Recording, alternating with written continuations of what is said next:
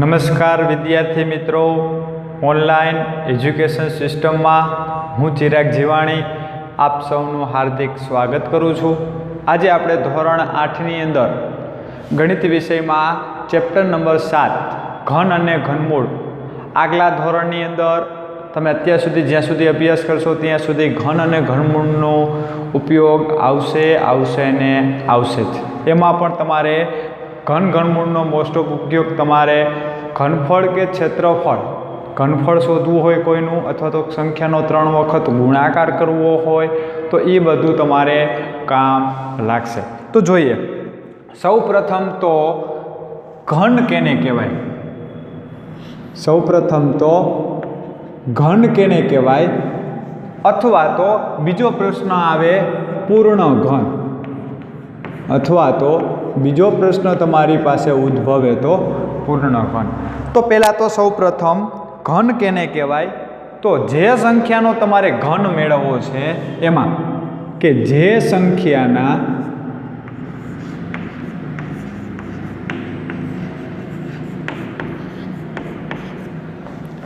ત્રણ વખત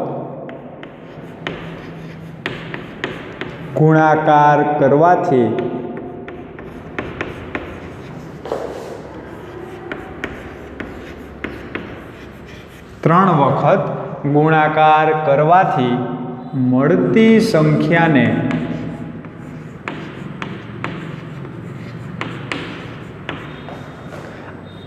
ઘન કહે છે।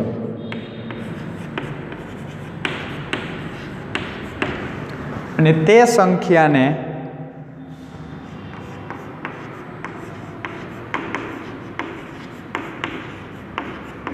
પૂર્ણ ઘન પણ કહે છે।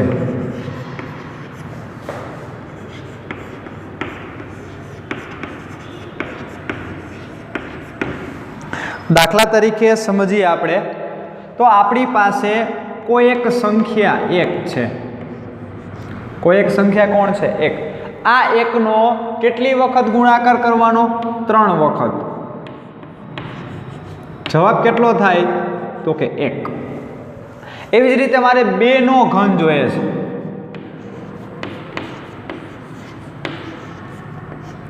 તો 2નો કેટલી વખત ગુણાકાર થાય?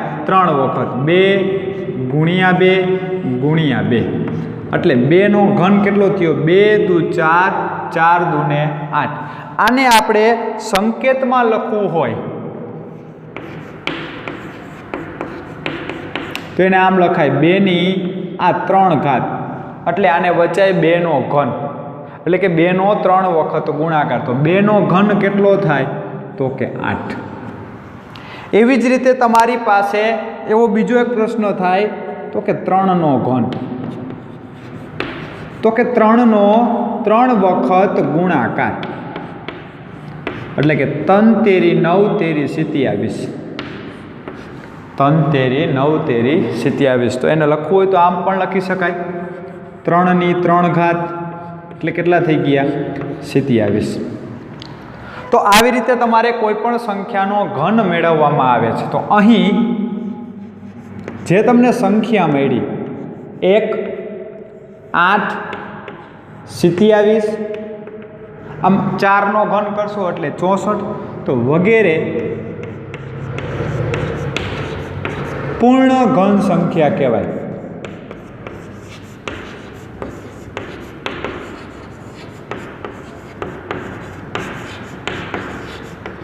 તો આ તમારી પાસે ઘન અને પૂર્ણ ઘનની માહિતી હતી।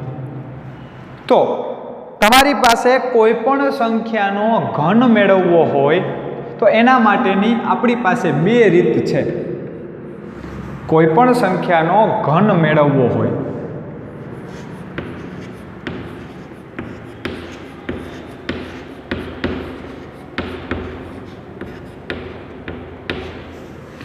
તો ઘન મેળવવા માટેની પહેલી રીત આપી છે તમને ક્રમિક એકી સંખ્યા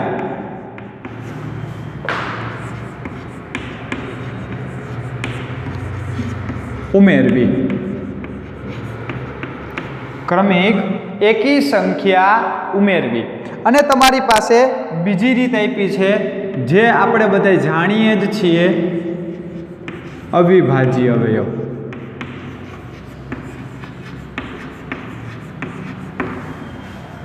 બીજી કઈ રીત આવશે? અવિભાજ્ય અવયવ અથવા તો સંખ્યાનો ગુણાકાર કરીને. તો આ બે રીતમાંથી મોસ્ટ ઓફ આપણે દરેક ધોરણની અંદર આપણે ગમે આ રીતનો જ ઉપયોગ કરવાનો છે. આ આપણા કોર્સમાં આપેલી છે, જે શીખવી જરૂરી છે, પરંતુ આગલા ધોરણની અંદર અભ્યાસ કરશો એમાં તમારે અવિભાજ્ય અવયવની મદદથી જ તમારે ઘનમૂળ, વર્ગમૂળ શોધવાના થશે. તો એમાંની આપણી પાસે પહેલી રીત આપી છે, એની માહિતી મેળવી લઈએ કે ક્રમિક એકી સંખ્યાનો સરવાળો.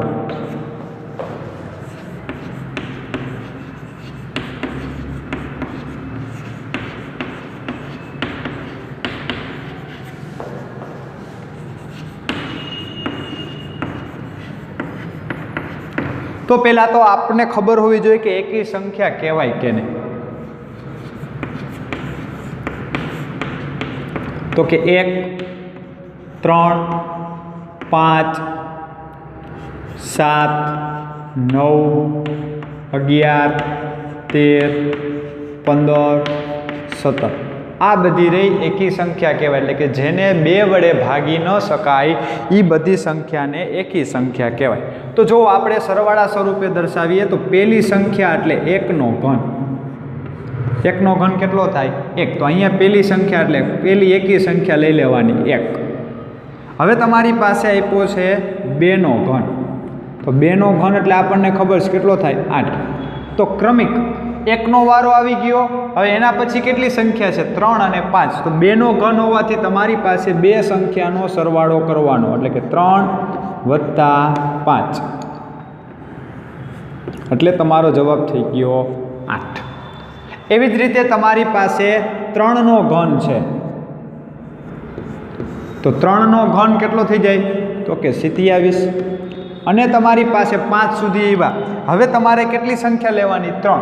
તો 3 નો ઘન કરવા માટે તે પછીની 3 એકી સંખ્યાનો સરવાળો, એટલે કે 7 + 9 + 11. તો 11 ને 9 20, 20 ને 7 27. એવી જ રીતે તમારી પાસે 4 નો ઘન આપ્યો છે. તો સમજી લ્યો 4 નો ઘન જોતો હોય તો આપણને ખબર છે કેટલો થાય? 64.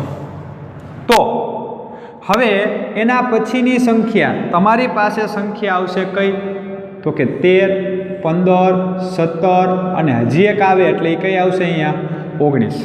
તો કે 13, 15, 17 અને 19. તો જોવો જોઈએ 7 ને 3 10, 10 ને 5 15, 15 ને 9 24 નો ચોગડો, વધી 2 ને 3 4 5 6.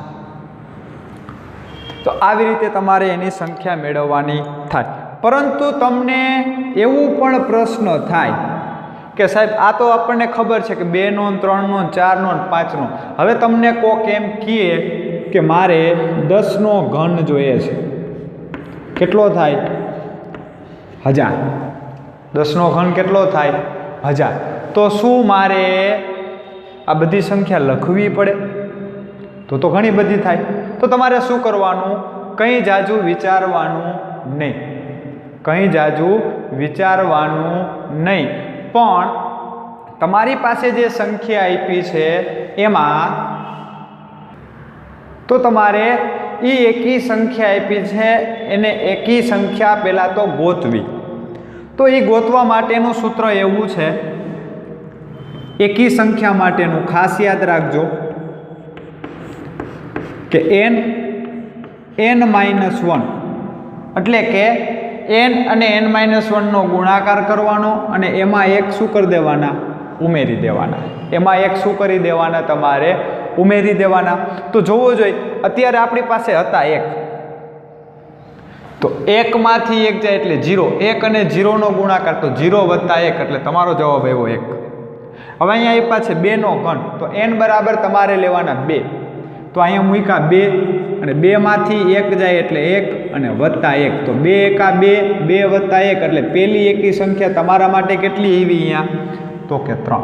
એવી જ રીતે 3 નો ઘન, તો n બરાબર કેટલા આવશે 3 n-1 એટલે 3 માંથી 1 જાય એટલે કેટલા થઈ ગયા 2 વત્તા 1, તો 3 દુ 6, 6 ને 1 7, તો 3 ના ઘનમાં પહેલી એકી સંખ્યા કઈ આવે તો કે 7. એવી જ રીતે તમારી પાસે 4 નો ઘન છે, તો n બરાબર 4, 4 માંથી 1 જાય એટલે 3 વત્તા 1, તો જોવો જોઈએ 4 તેરી 12, 12 ને 1 13, તો 4 ના ઘનમાં પહેલી એકી સંખ્યા કેટલી આવી 13. તો હવે આપણી પાસે અહીંયા આપ્યા છે 10, તો n બરાબર કેટલા લઈ લેવાના 10 અને n-1 એટલે 10 માંથી 1 જાય એટલે કેટલા આવ્યા 9, તો એ સંખ્યા કઈ આવે પ્રથમ એકી સંખ્યા.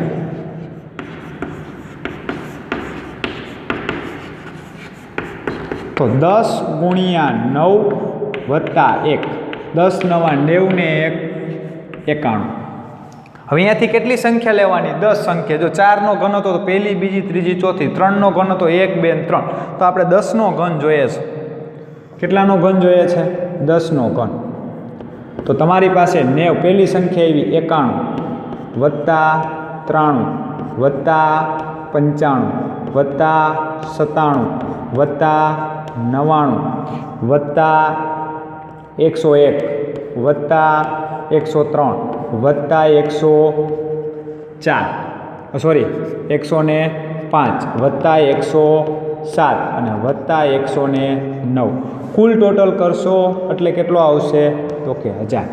તો સંખ્યા કેટલી થઈ 1 2 3 4 5 6 7 8 9 10. હવે આપણે ટોટલ ગણી લઈએ. 91માં તમે 7 ઉમેરી દો એટલે 100, સોરી 91માં તમે 109 ઉમેરો એટલે કેટલા થઈ ગયા અહીંયા 200. એવી જ રીતે 93માં તમે 107 ઉમેરો એટલે 200, 95માં 105 ઉમેરો એટલે 200, 97માં 103 ઉમેરો એટલે 200, પછી 99માં 101 ઉમેરો એટલે 200, તો 201 વખત 2 વખત 3 વખત 4 વખત ને 5 વખત, તો 200 ગુણ્યા 5 એટલે કેટલા થઈ ગયા 1000. તો આવી રીતે તમારે ઘન મેળવવાના થાય. અને બીજું અવિભાજ્ય અવયવની મદદથી તમને ઘન મેળવવાના કીએ આ રીતથી, તો તમને બધાને આવડે જ છે. 1 નો ઘન એટલે 1 ગુણ્યા 1 ગુણ્યા 1, કેટલા થઈ ગયા 1 1 1 એટલે 1. 2 નો ઘન તો 2 ગુણ્યા 2 ગુણ્યા 2, કેટલા થઈ ગયા 8. 3 હોય 3 ગુણ્યા 3 ગુણ્યા 3, 3 તેરી 9 તેરી ને 27. તો આવી રીતે એકી સંખ્યાના તમારે ઘન મેળવી શકાય. બીજું ટૂંકમાં નોંધ એક લખાવી દઉં ખાસ, તો કે એકી સંખ્યાનો ઘન કરવામાં આવે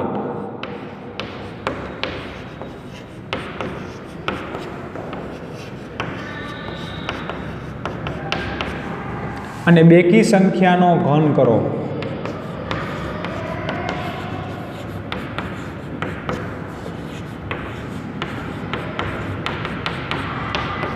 તો એકી સંખ્યાનો ઘન કરવામાં આવે તો હંમેશા જવાબ એકી સંખ્યા જ મળે,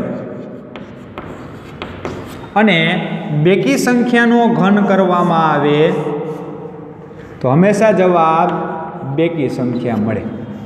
તો આ ખાસ ધ્યાન રાખવું. તો અહીંયા તમારી પાસે ઘનની માહિતી આપેલી હતી. ઘન કેને કહેવાય, પૂર્ણ ઘન કહેવાય, અને ઘન મેળવવા માટેની 2 રીત હતી જે તમને સમજાવેલી છે. નેક્સ્ટ વિડીયો લેક્ચરની અંદર આપણે સ્વાધ્યાય 7.1ના દાખલા ગણીશું, એટલે કે ઘન આધારિત દાખલા ગણીશું. તો અમારો વિડીયો ગમ્યો હોય તો લાઈક કરો, શેર કરો, સબસ્ક્રાઈબ કરો, અને નવી નોટિફિકેશન મેળવવા માટે બેલ આઇકોન ઉપર ક્લિક કરો. Thank you.